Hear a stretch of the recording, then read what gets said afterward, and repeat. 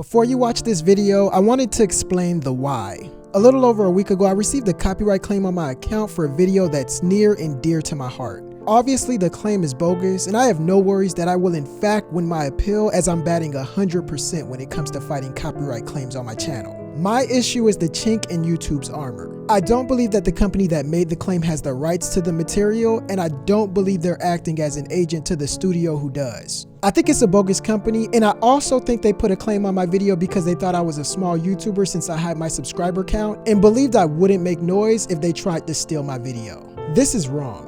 And the fact that they've probably gotten away with this in the past is even more wrong. Hello, to those who know me, my name is Couch Tomato. I do not do these videos often. Face reveals aren't my thing. I'm usually a narrator on my channel. I'm off in the cut most times, but I always told myself if a serious matter came up, definitely we would have to discuss this face to face. So I'm Couch Tomato, and I do 24 reasons your favorite movies are the same as your least favorite movies. I started my YouTube channel because I love movies, and in my circles, I don't often have a group of friends that enjoy the same movies or shows that I watch. So I've been able to connect with you guys, and we all share the same passion for movies, so that's just been awesome. That alone makes YouTube worthwhile for me, and there are no regrets. If you read the title of this video, it's obvious I'm a little upset with YouTube right now. WTFU, also known as hashtag Where's the Fair Use, is a hashtag started by Doug Walker, aka the Nostalgia Critic.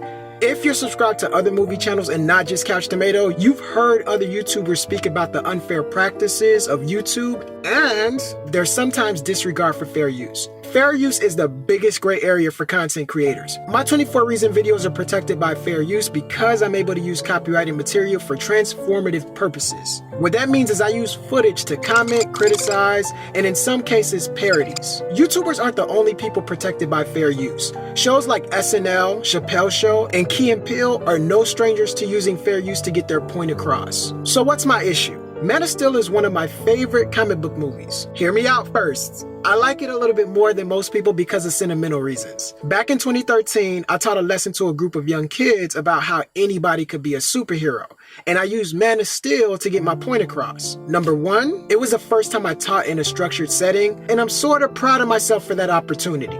Number two, the message that was taught would eventually go on to be 24 Reasons the Passion of Christ and Man of Steel are the same movie. To date, that's the best performing video on this channel. It's also my favorite video. Without that video, there is no Couch Tomato. And with no Couch Tomato, I have no YouTube channel. A couple of days ago, I got a copyright claim. For those guys out there who have never uploaded a YouTube video, what that means is an owner of copyrighted material, for example, let's just say Warner Brothers, feels that I've illegally used their copyrighted material and I'm profiting off that material. So they could either take down the video or leave it up, but redirect the benefits back to them, which in my opinion, if I was wrong, would make perfect sense. Backstory, I've gotten copyright claims from Warner Brothers lots of times in the past. It's not them, it's YouTube. It's YouTube's Content ID system. It automatically flags my videos to DC, but to their credit, once I explain to them, hey, it's satire, you're not supposed to take it serious. Warner Brothers, for me at least, have always respected my fair use. This is the problem. I got dinged by a company that doesn't own the rights to Man of Steel or Passion of Christ. Even bigger problem, this was a manual detection, and even worse, the company is using an automated system, so when I contact them, I can't get a response because everything's automated. Whose fault is this? It's not Jesus's fault, that's for sure. It's not Clark or Superman's fault either. You're going to be surprised, but I'm not even blaming YouTube on this one. Earlier in this video, I used examples of fair use. I used examples of popular TV shows. These shows do the same thing most YouTubers do and are rarely contacted by lawyers or threatened by copyright claims. In some cases, the copyright owners actually thank the content creators for the extra exposure.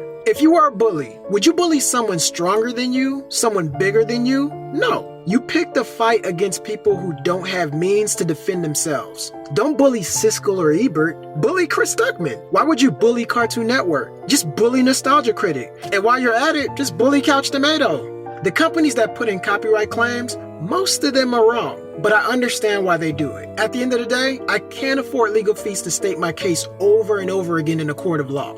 I just pray that the person or company that put in the claim is just and allows me to state my case and reason with me. That's all I could do. In some cases, I think that YouTube is getting bullied too. They're only 11 years old in the grand scheme of things, and as much as content creators yell and scream that we want things to change, they have companies that are almost 100 years old with more money, more power, and more experience telling an 11-year-old YouTube, give me my money now. That's scary. I'm scared when I get copyright claims, so I could imagine YouTube is scared in their position too. YouTube, I understand your plight, but I don't agree with your actions, or lack thereof. You should never let fear dictate company operations. A wise noun once said, fear is the path to the dark side. Fear leads to suffering, and I'm paraphrasing, of course. Only YouTube isn't suffering. Its content creators are. I want to explain how YouTube's copyright system works. Don't worry, I'll be layman as hell because I, for one, hate legal jargon. First, you have a claimant. If illegal copyright use takes place, a claimant makes a claim against a defendant, a YouTuber, me in this case. When a defendant gets a claim on their account, they could do nothing, or they could agree with the claimant and take the video down, or give the claimant the money they deserve. And sometimes, a defendant could tell the claimant that they think the claim is wrong. If the claimant is wrong, in some cases, a claimant could agree with the defendant and say, sorry, my bad, and drop the claim, and everyone goes about their business. You want to know why this system doesn't make any sense any way whatsoever? No need to answer. It's a rhetorical question. Let me explain. I'm going to use one of my favorite legal movies for an example. A Few Good Men. If you've never seen it, it's no biggie. I'm not going to spoil anything. Pretend Lance Corporal Dawson and Private Downey did something illegal. Captain Jack Ross notices that they've done something wrong, so he puts in a claim. In this example, Captain Jack Ross and/or America is the claimant, just like the Hollywood companies or Lasso. Dawson and Downey are the defendants, the YouTubers basically. The defendants state their case and the claimant listens, just like the YouTube system. Not so much. In this example, there's a judge. The judge is there to make sure everyone is on their best behavior. On YouTube, a lot of YouTubers do this for a living. Guilty as charged. So a judge helps keep the system clean and make sure claimants don't operate out of passion or prejudice. I represent the government of the United States without passion or prejudice. Without a judge, though, a claimant can operate out of passion or prejudice. It's easy for a company to target videos with a lot of views to get additional revenue, i.e. prejudice, because they're targeting bigger YouTubers. Or they could target smaller YouTubers because they understand that they don't have enough reach and no one would hear them scream when they're yelling, help, I'm being targeted. After the defendant and claimant states their case, a jury makes a decision on who's right or wrong. YouTube has no judges. YouTube has no juries. As a defendant, I have to state my case to a claimant, who's also the judge, the jury, and the executioner. That's the dumbest thing I've ever heard before. My video, my favorite video, got a copyright claim. And I wanted to get my thoughts together before I made this video because I don't want to come off angry. And more importantly, I didn't want to be angry when I made this video. And I also wanted to think it over and think of a solution before I had anything to say. I'm thankful for YouTube, a young organization that pays its creators when they don't have to. So I want to keep things in perspective. To help you keep things in perspective, because I know a lot of people are watching this video and I know what they'll say when they see this video. They'll say, Couch Tomato, you get paid and it's all about the money for you. To those people, I'm probably scheduled to make, let me use my calculator.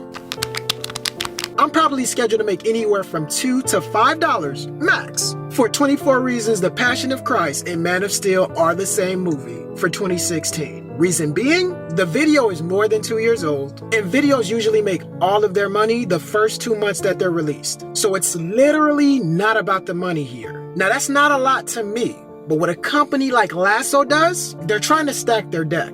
They figure if I can make $3 from Couch Tomato, $16 from CinemaSins, $12 from Screen Junkies, $4 from Schmoes Know, $6 from Jeremy Johns, $10 from Nostalgia Critic, I can make a decent living. I think it's pathetic, and if you hit me, guaranteed, I'm going to send a message and I'll push back. My hopes are that they either stop YouTube changes or they just take Couch Tomato out of the equation.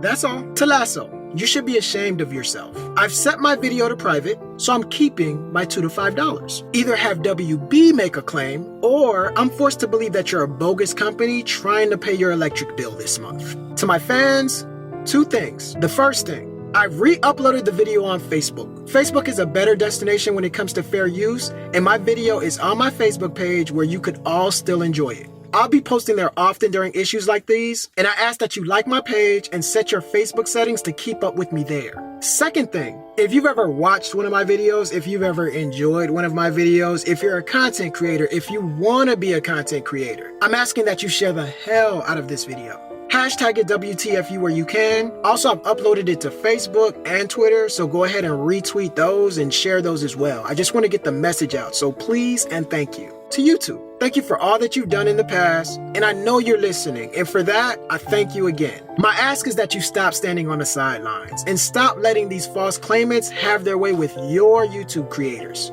Give us a judge and give us a jury.